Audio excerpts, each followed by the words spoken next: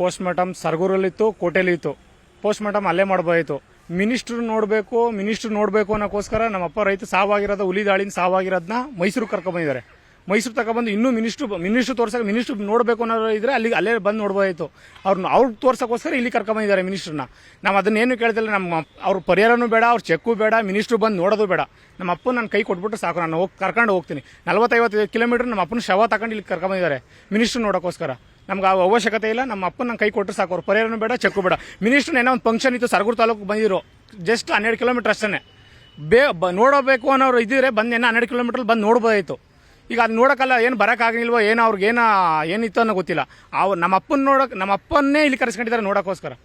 ಇದು ಸರಿ ಅನಿಸ್ತಾ ಇಲ್ಲ ನಮಗೇನೆ. ಅಧಿಕಾರಿಗಳು ಅವರಿಬ್ಬರು ಸಸ್ಪೆಂಡ್ ಆಗಬೇಕು. ಅಧಿಕಾರಿಗಳು ಉಳಿಸೋಕ್ಕೋಸ್ಕರ ಪೊಲೀಸ್ ಇಲಾಖೆಯನ್ನು ಸುಧಾ ಹಿಂಗೆ ಆಡ್ತಾ ಇರ್ತಾರೆ. ಶವ ಸಂಸಾರಕ್ಕೆ ಅಂದ್ಬಿಟ್ಟು ಸರಗೂರ್ಗೂ ಕೋಟೆ ಕರ್ಕೋಗ್ತೀನಿ ಅಂತ ಹೇಳಿ ಮಿಡ್ನೈಟಲ್ಲಿ ಮೈಸೂರು ಕಡೆ ಕರ್ಕೊಂಬಂದಿದ್ದಾರೆ. ಅವರು ಇನ್ನೂ ಗೊತ್ತಿಲ್ಲ. ಮಿನಿಸ್ಟ್ರು ಬಂದು ನೋಡಬೇಕು ಅಂತ ಹೇಳ್ತಿದ್ದಾರೆ. ಮಿನಿಸ್ಟ್ರು ಬಂದು ನೋಡೋಕ್ಕೋಸ್ಕರ ಅಂತ ಇಲ್ಲಿ ಕರ್ಕೊಂಡ್ಬಂದಿದ್ದಾರೆ ಅಂತ ಹೇಳ್ತಾರೆ.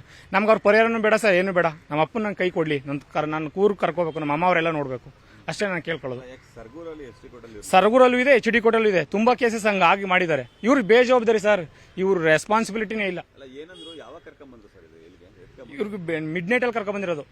ಅಲ್ಲಿ ಬಿಡ್ತಾ ಇರಲಿಲ್ಲ ನಾವು. ನಮ್ಮ ಅಪ್ಪನಿಗಾದಂಗ ನಮ್ಮ ಇನ್ನೊಬ್ಬ ಬೇರೆ ಅಪ್ಪನಿಗೆ ಆಗಬಾರ್ದು, ನಮ್ಮ ರೈತರಿಗಾಗ. ಸರ್ ನಮ್ದು ಈಗ ನಮ್ಮ ಅಪ್ಪ ಸತ್ತೋಯ್ತು ಅಂದ್ಬಿಟ್ಟು ನಾವು ಬಿಡಲ್ಲ ಅಲ್ಲಿಗೆ. ನಾಳೆ ಬೆಳಿಗ್ಗೆ ಆದ್ರೂ ಅಲ್ಲಿ ಜಾಗಕ್ಕೆ ಹೋಗ್ಬೇಕು. ನಾಳೆ ಇಲ್ಲ ಅಂದ್ರೆ ನಾಳಿದ್ದು ಅಲ್ಲಿಗೆ ಹೋಗ್ತೀವಿ. ನಂತರ 10 ಜನ ರೈತರು ಇರ್ತಾರೆ. ಅದೇನೋ ನಾವು ಕಾಡ್ಗೆ ಹೋಗಿಲ್ಲ. ಅದೇ 25-30 ಕಿಲೋಮೀಟರ್ ಬಂದಿರೋದು, ನಮ್ಮ ಜಮೀನ್ ಹತ್ರ ಬಂದಿರೋದು. ನಾವೇನು ಅಲ್ಲಿಗೆ ಹೋಗಿಲ್ಲ, ನಮ್ಮ ಜಮೀನ್ ಹತ್ರನೇ ಬಂದಿರೋದು, ದಾಳಿಯಾಗಿರೋದು.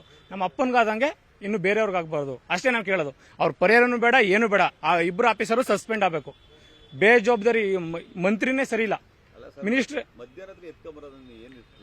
ಅದೇ ಅವ್ರ ಅಧಿಕಾರಿಗಳು. ಆಮೇಲೆ ಏನು ಪೊಲೀಸ್ ಇಲಾಖೆಯವರು ಏನಂತ ಹೇಳ್ತಾರೆ ಅಂತ, ಎಲ್ಲೆಲ್ಲೋ ಗುಂಡಿ ತೆಗೆದೆಲ್ಲ ಶವ ಮಾಡಿ ತೆಗಿತೆ ಅಂತ ಚೆಕ್ ಮಾಡ್ತಿದ್ದಾರೆ. 12 ಅವರ್ಸ್ ಆದರೆ ಸಿಗಲ್ಲ, ವಿಟ್ನೆಸ್ ಸಿಗಲ್ಲ. ಯಾಕಂದ್ರೆ ಏನೋ ಇದಾಗಿದೆ, ದಾಳಿ ಆಗಿರೋದು ಗೊತ್ತಿಲ್ವ ಅವ್ರಿಗೆ. ವಿಟ್ನೆಸ್ ಸಿಗಲ್ಲ, ಮಾಜಾರ್ ಮಾಡೋಕ್ಕಾಗಲ್ಲ ಅಂತ ಏನೇನೋ ಕತೆ ಹೇಳ್ತಾರೆ, ಹೊಸ ಕಾನೂನು ಹೇಳ್ತಾರೆ. ನಾವು ಕಂಪ್ಲೇಂಟ್ ಕೊಟ್ಟರು ತಗೊಂಡಿಲ್ಲ, ಅವರು ಇಸ್ಕೊಂಡಿದ್ದಾರೆ. ಅದಕ್ಕೆ ನಮ್ಗೆ ಅಕ್ಲೈಮೆಂಟ್ ಕೊಡಿ, ಇನ್ನೊಂದು ಕಂಪ್ಲೇಂಟ್ ಕೊಡಿ ಅಂತ ಹೇಳ್ತಾರೆ. ಅಲ್ಲೇ ಸರ್ಕಲ್ ಅವರು, ಇನ್ನೊಬ್ರು ಸುಮಾರು 5-6 ಸರ್ಕಲ್ ಇನ್ಸ್ಪೆಕ್ಟರ್ ಬಂದಿರು, ಸುಮಾರು ಪೊಲೀಸ್ ಅವ್ರು ಬಂದಿರು. ಅವ್ರ ಹೆಸರು ಹೆಂಗೆ ಕೇಳೋಲ್ಲ, ಇದಾಗಲ್ಲ. ಸರಗೂರು, ಕೋಟೆ ಎಲ್ಲ, ಬಿದ್ರಳ್ಳಿ ಎಲ್ಲ ಬಂದಿರು ಇನ್ಸ್ಪೆಕ್ಟರ್. ಸರ್, MD ಫೊರೆನ್ಸಿಕ್ ಅವ್ರ ಎಕ್ಸ್ಪರ್ಟ್ ಒಪಿನಿಯನ್ ಬೇಕು ಅಂತ ಅಂದ್ರೆ ಅವ್ರು ಒಬ್ರನ್ನ ನಾವು HD ಕೋಟೆಗೋ ಹುಣಸೂರು ಆಸ್ಪತ್ರೆಗೋ ಕರ್ಕೊಂಡೋಗಿ ಫೊರೆನ್ಸಿಕ್ ಮಾಡೋದನ್ನ ನೋಡಿದೀನಿ ಸರ್. ಇಲ್ಲಿಗೆ ಬಂದ್ಬಿಟ್ಟು ಶವ ಪಂಚನಾಮೆ ಮಾಡ್ತಾರಂತ ಅಂದ್ರೆ ಇದು ಆಶ್ಚರ್ಯ ಸರ್. ಸರ್, ಯಾರೋ ಒಬ್ಬ ಮಿನಿಸ್ಟ್ರು ನೋಡ್ಬೇಕಂತ ಹೇಳ್ಬಿಟ್ಟು ಇಲ್ಲಿ ಕರ್ಕೊಂಡ್ ಬಂದಿರೋದು, ಇದು ಅಕ್ಷಮ್ಯ ಅಪರಾಧ ಸರ್. ಈ ಕಾಡಂಚಿನ ಗ್ರಾಮಸ್ಥರುಗಳಿಗೆ ಇವತ್ತಿಂದಲ್ಲ ಸರ್, ಹಲವಾರು ವರ್ಷಗಳಿಂದ ಕಾನ್ಫ್ಲಿಕ್ಟ್ ಆಯ್ತಾ ಇರೋದು. ಇದಕ್ಕೆ ಕಾರಣ ಇಷ್ಟೇನೆ, ಅಲ್ಲಿ ಏನು ಅದು ಬಂಡೀಪುರ ಮತ್ತೆ ನಾಗರೋಳೆ ಅಭಯಾರಣ್ಯ ಐತೆ, ಅದ್ರೊಳಗೆ ಕಾಡು ಭೂಮಿಗಳನ್ನ ಈ ರಾಜಕಾರಣಿಗಳು, ಪ್ರಭಾವಿ ವ್ಯಕ್ತಿಗಳು ಒತ್ತುವರಿ ಮಾಡ್ಕೊಂಡವ್ರೆ. ಸೊ ಕಾಡಿಂದ ಕಾಡು ಪ್ರಾಣಿಗಳು ಅದಕ್ಕೆ ಅರಣ್ಯ ಬಿಟ್ಟು ಹೊರಗಡೆ ಬರ್ತಾ ಇರೋದು, ರೈತರ ಮೇಲೆ ದಾಳಿ ಆಯ್ತಾ ಇರೋಂಥದ್ದು. ಅಲ್ಲಿ ನಿಮ್ಗೆ ಜಾರ್ಜ್ ಮಗನೇ ಒಂದು 50 ಎಕರೆ ಒತ್ತುವರಿ ಮಾಡ್ಕೊಂಡು ರೆಸಾರ್ಟ್ ಮಾಡಿರೋಂಥದ್ದು, ಸತೀಶ್ ಜಾರಕಿಹೊಳಿ ಅವ್ರು ಮಾಡಿರೋಂಥದ್ದು, DK ಶಿವಕುಮಾರ್ ಮಾಡಿರೋಂಥದ್ದು, ಜಮೀರ್ ಅಹಮದ್ ಮಾಡಿರೋಂಥದ್ದು. ಇಷ್ಟೆಲ್ಲ ಅವ್ರಗಳೆಲ್ಲ ಪ್ರಭಾವಿ ವ್ಯಕ್ತಿಗಳು ಅರಣ್ಯದೊಳಗಡೆ ಸೇರ್ಕೊಂಡಿರೋದ್ರಿಂದ ಕಾಡು ಪ್ರಾಣಿಗಳು ಆಚೆ ಬರ್ತಾ ಇದೆ ಸರ್. ಈ ಮುಗ್ಧ ರೈತರುಗಳಿಗೆ ಇವಾಗ ಈ ರೀತಿ ದಾಳಿ ಮಾಡಿ ಅವರೆಲ್ಲ ಅನ್ಯಾಯವಾಗಿ ಅಮಾಯಕರು ಸಾವು ಈಡಾಯ್ತವ್ರೆ. ಸೊ ಇದು clear cut negligence of forest department sir.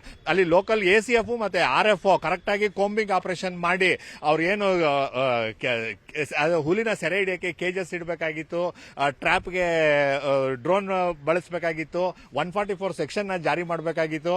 ಈ ರೀತಿ ಸ್ಟ್ಯಾಂಡರ್ಡ್ ಆಪರೇಟಿಂಗ್ ಪ್ರೊಸೀಜರ್ ಏನು SOP ಐತೆ 2013ರಲ್ಲಿ ಮಾಡಿರೋಂಥದ್ದು ಕೇಂದ್ರ ಸರ್ಕಾರದ ಗೈಡ್ಲೈನ್ಸ್ ಪ್ರಕಾರ ಅವ್ರು ಕೆಲಸ ಮಾಡಿದ್ರೆ ಇವತ್ತು ಈ ಸಾವನ್ನ ಸಂಭವಿಸ್ತಾ ಇರಲಿಲ್ಲ ಸರ್. ಆ ACF ಮತ್ತೆ RFO ಅವ್ರ ನೆಗ್ಲಿಜೆನ್ಸಿಯಿಂದ ಈ ಸಾವು ಆಗಿರೋಂಥದ್ದು. 106 BNS ಒಳಗಡೆ ಇದು ಅಕ್ಷಮ್ಯ ಅಪರಾಧ. ಸೊ ದಟ್ ಅವ್ರ ಮೇಲೆ ಕ್ರಮ ತಗೊಳ್ಳಿ ಅಂತ ಹೇಳಿ ನಾವು ಕಂಪ್ಲೇಂಟ್ ಕೊಟ್ಟಿದೀವಿ. ನಮ್ ಕಂಪ್ಲೇಂಟ್ ಸ್ವೀಕರಿಸೋದಿರ್ಲಿ, ನಮ್ ಕಡೆ ಅವರು ಗಮನನೇ ಕೊಡ್ತಾ ಇಲ್ಲ. ಮಿನಿಸ್ಟರ್ ಬರ್ತಾರಂತ ಹೇಳ್ಬಿಟ್ಟು ಸರಗೂರಿಂದ ಮೈಸೂರಿಗೆ ಡೆಡ್ ಬಾಡಿ ತಗೊಂಡ್ ಬಂದು ಇಲ್ಲಿ ಪಂಚನಾಮೆ ಮಾಡ್ತಾರಂತೆ ಸರ್. ಇದು ಮೋಸ ಸರ್.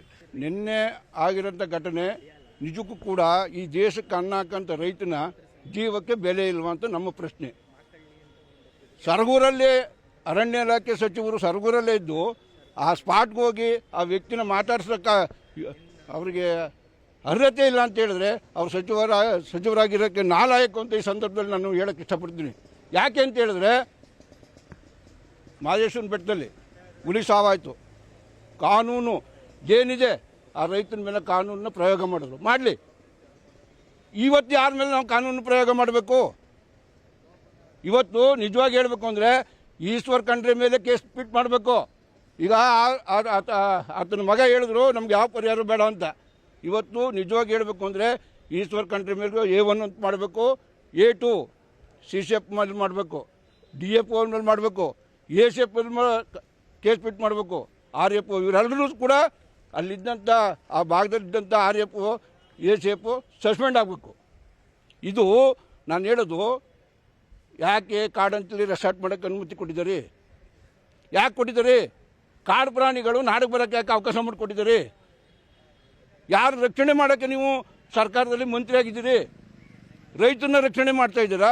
ಇಲ್ಲ ತಮ್ಮ ಇಲಾಖೆ ಯಾರು ಬೇಕು ರಾಜಕಾರಣಿಗಳು ಹಿತೈಷಿಗಳನ್ನ ರಕ್ಷಣೆ ಮಾಡೋಕ್ಕೆ ನೀವು ಇಟ್ಕೊಂಡಿದ್ದೀರಾ? ಇವತ್ತು ಕಾಡು ಪ್ರಾಣಿಗಳು ಬಂದು ರೈತನ ಇವತ್ತು ಆತನ ನೀವು ಏನೇ ಕೊಡಿ ರೈತನಿಗೆ ಯಾಕೆ ಬೆಲೆ ಕಟ್ತೀರಿ? ರೈತನಿಗೆ ಯಾಕೆ ಬೆಲೆ ಕಟ್ತೀರಿ? ಇವತ್ತು ನೀವು ಮಾಡೋದೇ ಇದ್ದರೆ, ನಿಮಗೆ ಮನಸ್ಥಿತಿ ಸರಿಯಾಗಿದ್ದರೆ, ಇವತ್ತು ಸರ್ಕಾರಿ ನೌಕರ ಏನು ಸಾಯ್ತಾನೆ ಅವ್ರ ಕುಟುಂಬಕ್ಕೆ ಏನು ರಕ್ಷಣೆ ಮಾಡ್ತೀರಿ, ಆ ರಕ್ಷಣೆಯನ್ನು ರೈತನಿಗೂ ಕೂಡ ಮಾಡಬೇಕು. ಆ ರೈತನಿಗೆ ಪರಿಹಾರನೂ ಕೊಡಬೇಕು, ಆ ಕುಟುಂಬದಲ್ಲಿ ಒಂದು ಉದ್ಯೋಗ ಕೊಡಬೇಕು. ಅದನ್ನು ನಮ್ಮ ಒತ್ತಾಯ ಗಂಟೆ ಈಗ ನಮ್ಮ ಹಿರಿಯರು ಬರ್ತಾ ಇದ್ದಾರೆ, ಬಡಗಪ್ಪ ನಾಗೇಂದ್ರ ಅವರು. ಅದು ಮುಂದಿನ ಕ್ರಮನ ಅವ್ರು ಏನು ತಗೋತಾರೆ ಅದ್ಮೇಲೆ ನಾವು ಕ್ರಮ ವಹಿಸ್ತೀವಿ. ನಿರ್ಭೀತ, ನಿಷ್ಪಕ್ಷಪಾತ, ವಿಶ್ವಾಸಾರ್ಹ ಸುದ್ದಿಗಳಿಗೆ ಮತ್ತೊಂದು ಹೆಸರಾಗಿರುವ News18 ಕನ್ನಡ ಈಗ ಆಪ್ನಲ್ಲೂ ಲಭ್ಯವಿದೆ. ದಯವಿಟ್ಟು ಇಲ್ಲಿರುವ QR ಕೋಡ್ ಅನ್ನು ಸ್ಕ್ಯಾನ್ ಮಾಡಿಕೊಂಡು ಆಪ್ ಡೌನ್ಲೋಡ್ ಮಾಡೋದಕ್ಕೆ ಮರಿಬೇಡಿ. ನಿಮ್ಮ ಬೆಂಬಲ ಹೀಗೆ ಸದಾ ನಮ್ಮೊಂದಿಗಿರಲಿ. ಧನ್ಯವಾದ.